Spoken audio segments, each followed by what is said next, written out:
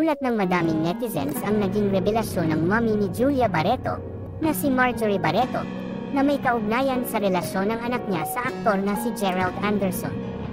Kamakailan lang ay tila nadulas ang dila ni Marjorie, nang may mabag-iwan siyang pahayag patungkol kay Gerald, na anya ay magiging mabuting ama ito soon. Ani Marjorie, ay nakikita niyang magiging isang mabuting ama ang aktor, bagay na ayon sa ilang netizens ay parang paraan niya para ipagsigawan sa publiko na may dinadala na sa tiyan ang anak niya na si Julia. Sa naging pahayag nito ni Marjorie, ay para umano kinumpirma niya na may laman na nga sa sinapupunan ng anak niyang si Julia, sa boyfriend nitong si Gerald.